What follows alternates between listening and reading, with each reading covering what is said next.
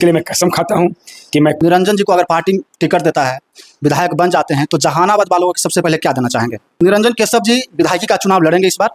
ये मैं काम नहीं करूंगा। वादा करता हूं कि जहानाबाद में अगर मैं विधायक बनता हूं वर्तमान जो विधायक हैं वो जहानाबाद को विकास किए हैं। कि मैं काम नहीं करूंगा। मैं घोटालेबाज, माता पिता के घोटालेबाज संतान हैं। जितने के बाद जानते हैं नेताजी क्या करते हैं हमारे बिहार में, सिर्फ और सिर्फ चुनाव के टाइम में वादा करते हैं। ये चीज़ आप भी देख रहे हैं, और लोग हैं जो वादे पर हैं, जो वोट देते हैं, उसके बाद उन लोगों का है जो लाभ नहीं मिलता है, और आप हैं जो वादा कर रहे हैं। कैसे लोग विश्वास करें? देखिए, बिहार में सरगर्मी है जो बढ़ा हुआ है, क्योंकि बिहार में है जो विधानसभा चुनाव होने वाला है, और अब हम जहानाबाद में हूँ और मेरे साथ निरंजन केशव उर्फ प्रिंस जी हैं। सबसे पहले आपको स्वागत है भैया मेरे चैनल में। आपका भी स्वागत, आपके सारे दर्शकों को मेरा प्रणाम। निरंजन केशव जी विधायकी का चुनाव लड़ेंगे इस बार? वो तो मेरे पार्टी के नेता तय करेंगे। हम लोग कोशिश कर रहे हैं कि हमें प्रत्याशी जदयू बनाए, ऐसी मेरी कोशिश है। तय एनडीए गठबंधन करना है कि प्रत्याशी किसको बनाते हैं। नहीं, सवाल इसलिए हम कर रहे हैं क्योंकि लगातार हैं जो आप क्षेत्र में घूम रहे हैं। एनडीए गठबंधन ने इस बार 225 में 225 सीट का लक्ष्य रखा है कि हम लोग को 225 सीट के साथ माननीय मुख्यमंत्री नीतीश कुमार को फिर से मुख्यमंत्री को शपथ दिलाना है। तो उसी लक्ष्य को प्राप्त करने के लिए मैं जहानाबाद विधानसभा में गांव-गांव घूम रहा हूं और लोग से एनडीए प्रत्याशी को जो संभावित जदयू का सीट है तीर छाप पर वोट देने का निवेदन कर रहा हूं, अपील कर रहा हूं। जहानाबाद घूम रहे हैं, जहानाबाद का कैसा स्थिति है? जो वर्तमान जो विधायक हैं वो जहानाबाद को विकास किए हैं। देखिए, विधायक जी में कोई दोष नहीं है। जो उनकी पार्टी है राजद, वो विकास से उसका कोई वास्ता नहीं है। राजद पार्टी का प्रिंसिपल है विकास नहीं करना, जातीय विद्वेष पैदा करके, जातीय मार काट लगा करके वोट लेना, इमोशन जगा के वोट लेना। तो फिर सुदय जी कहाँ से विकास करेंगे जब उनके पार्टी का ही विकास से कोई नीति नहीं है। इस चलते और नीतीश कुमार विकास ले जाए जाते हैं। वो हर जाति, हर वर्ग, हर धर्म के लिए काम करते हैं। उनको वोट दे अथवा न दे, वो ऐसा कोई क्षेत्र नहीं, ऐसा कोई वर्ग नहीं जिसके लिए उन्होंने काम नहीं किया हो। जो आज बिहार में हर क्षेत्र और हर वर्ग के लिए काम हुआ है। सर्वत्र विकास की बात हो रही है। जैसे आप लोग को पेंशन बढ़ाया गया, सामाजिक पेंशन, और दिव्यांगजनों को, विधवा को, वृद्ध को तो 400 पैसे 1100 किया गया। उस सब जाति सब धर्म के लिए हुआ। 125 यूनिट बिजली सब जाति के लिए दी गई। जितना बिहार में उपभोक्ता है बिजली के, सब उपभोक्ता को 125 यूनिट बिजली फ्री में नीतीश कुमार दे रहे हैं जुलाई महीना से। ये भी क्रेडिट है तेजस्वी यादव ले रहे हैं, बोल रहे हैं कि नीतीश कुमार है जो मेरा कॉपी किए हैं। तेजस्वी यादव के पिता और माता 15 साल बिहार में राज कर चुके हैं और लोग को मालूम है कि बिहार को विनाश के मार्ग पर धकेल दिए थे। जब कांग्रेस 90 में सत्ता में थी और लालू प्रसाद 90 में सत्ता में आए, उस समय बिहार का विकास दर 3.5% था। और जब लालू प्रसाद 15 साल राज किए और उनके माता राबड़ी देवी, तो दोनों मिलके बिहार को 1% और गिरा दिए, 2.5% विकास दर हुआ। आज 20 साल में माननीय मुख्यमंत्री जी नीतीश कुमार ने और 2.5% को 10% में बदलने का काम किया है। आज बिहार का विकास दर 10% है। तो विकास से कोई वास्ता नहीं है। उनको लूटपाट से मतलब है। उनको सत्ता पैसा के लिए चाहिए, जमीन के लिए चाहिए। 17 महीना नीतीश कुमार जी के साथ रहे तो जमीन घोटाला में फंसे। तो उनको घोटालेबाज, माता पिता के घोटालेबाज संतान हैं।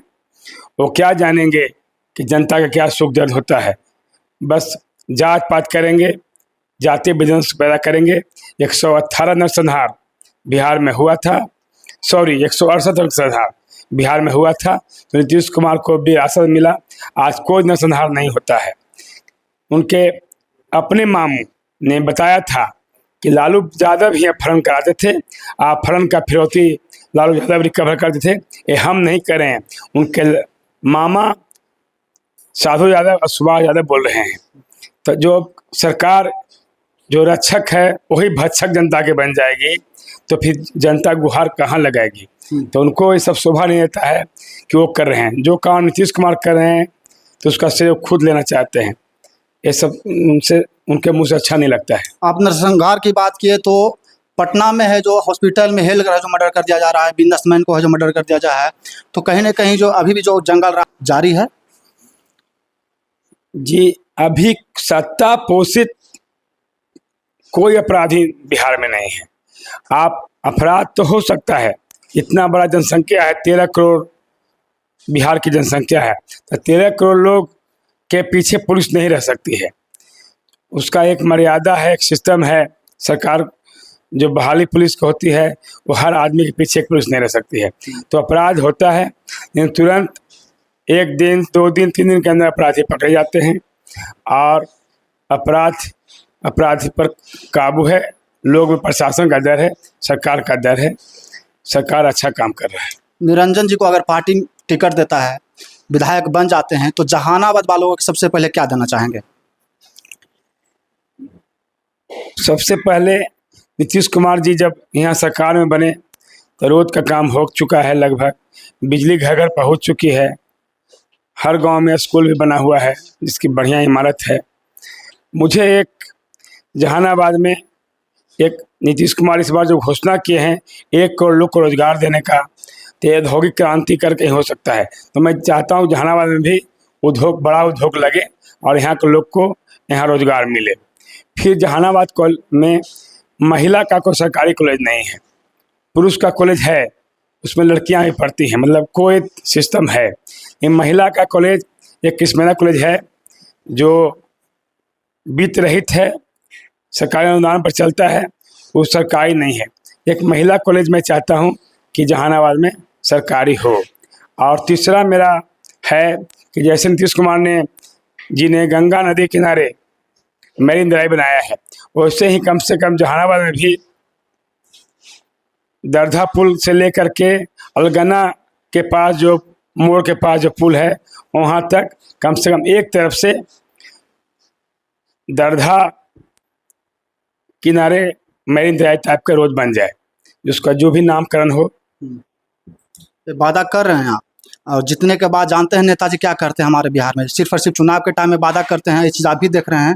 और लोग हैं जो वादे पर हैं, जो वोट दे देते हैं, उसके बाद उन लोगों का है जो लाभ नहीं मिलता है। और आप हैं जो वादा कर रहे हैं, कैसे लोग विश्वास करें? देखिए, 10 साल जहानाबाद में स्थानीय विधायक रहे हैं, वो क्या काम किए हैं, क्या वादा किए हैं और क्या पूरा किए हैं, ये जनता जानती है। मुझे तो एक बार मौका देगी तो 5 साल में हमको ही परखेगी। 10 साल में स्थानीय विधायक को लोग ने परख लिया है, अब नया को मौका दे और उसको परखे, यही निवेदन करेंगे, यही गुजारिश करेंगे। बिना परखे तो आप नहीं कह सकते हैं कि मैं काम नहीं करूंगा। जब तक आप हमको जवाबदेही नहीं देते हैं तब तक आप कैसे निश्चित कर सकते हैं कि मैं काम नहीं करूंगा। मैं वादा करता हूं कि जहानाबाद में अगर मैं विधायक बनता हूं तो मेरा जो विधायक का फंड है 4 करोड़ रुपया मिलता है, उस पर जो नली गली कच्ची है पहले उसका मैं निर्माण करूंगा। अभी जो आप देखिएगा कि जहां पहले से ढलाई है, पहले से नली गली बना हुआ है, उसी को रंग पेंट करके पैसा का निकासी कर लिया जाता है और पुराना नली गली को यूँ ही छोड़ दिया जाता है। मैं तो क्षेत्र भ्रमण में लगातार देख रहा हूँ कि कहीं जो नली गली बरसों से कच्चा है वो आज भी कच्चा ही है, क्योंकि उसमें सोलिंग करना पड़ेगा, एक्चुअल ढलाई करना पड़ेगा, जो लोग करना नहीं चाहते हैं उसमें पैसा बचेगा नहीं। तो पुराना नली गली को रंग पोत करके उसको 1 इंच आध इंच ढाल करके लोग पैसा निकाल ले रहे हैं। ये मैं काम नहीं करूँगा। मेरे प्राथमिकता के आधार पर हर वर्ग के लिए, हर क्षेत्र के लिए जो हमारे एनडीए के कार्यकर्ता रहेंगे वो नली गली का चयन करेंगे और वही पैसा का बंटवारा करेंगे और मैं कोई कमीशन नहीं खाऊंगा, इसका मैं वादा करता हूं।